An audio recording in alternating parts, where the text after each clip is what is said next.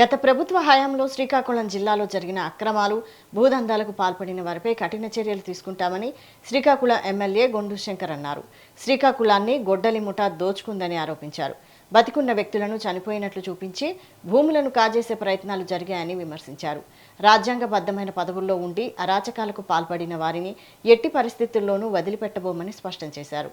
శ్రీకాకుళం జిల్లాలో రౌడీయిజం, దౌర్జన్యాలకు పాల్పడిన వారి భరతం పడతామని హెచ్చరించారు. అదాలత్లో ఎన్ని వేల కేసులు కొట్టామో మీరు తీయండి లెక్క. గత 5 సంవత్సరాలతో పోలిస్తే కేసులు వస్తుంటాయి, తీస్తుంటారు, కాంప్రమైజ్ అవుతుంటారు, తీస్తుంటారు. ఇప్పుడు ఒక కేసుకి 5 ముద్దాయిలు అయిపోతే మరి 5 మీద కేసులు ఉండవా? యాక్సిడెంట్ అయినోడు డైరెక్ట్గా వెళ్తే ఒక కేసు అవుతుంది, యాక్సిడెంట్ అయినోడిని దాచిస్తే ఇంకో దగ్గర అది కూడా ఒక కేసు అవుతుంది. మరి వాళ్ళు ఒకదాన్ని 10 రకాలుగా చేస్తాడు, 10 కేసులు అవుతాయి, అనుభవించక తప్పదు. నోటుకు వచ్చినట్టు మాట్లాడితే అవి కేసులు అవుతాయి. తప్పుడు మీడియాలో తప్పుడు ఇది వాట్సాప్లో, సోషల్ మీడియాలో తప్పుడు ప్రకటనలు చేసి ఇష్టానుసారంగా నోరు ప్రేలాపన పెడితే దాని మీద కేసులు అవుతాయి. గతంలో ఇంట్లో కూర్చున్న వాళ్ళకి మేము హౌస్ నిర్బంధించలేదు కదా. ఫ్రీగా ఎక్కడికి వెళ్తున్నారు జనాలు, అన్ని వైపులు తిరుగుకుంటున్నారు. గతంలో మేము అందరం ఇంట్లో ఉంటుండగా టీచర్స్ మీద కూడా నోటీసులు ఇచ్చి అరెస్టులు చేసే పరిస్థితి, ఆ పరిస్థితి ఇప్పుడు లేదు కదా. సో అది విషయం.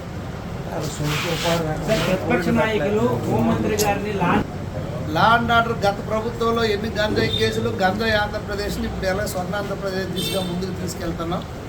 సో సెంట్రల్ కేంద్ర ప్రభుత్వం ఇచ్చిన ఏంటది మన క్రైమ్ బ్యూరో ఇచ్చినటువంటి ఇవి కూడా మీరు అన్నీ తీస్తే తెలుస్తాయి.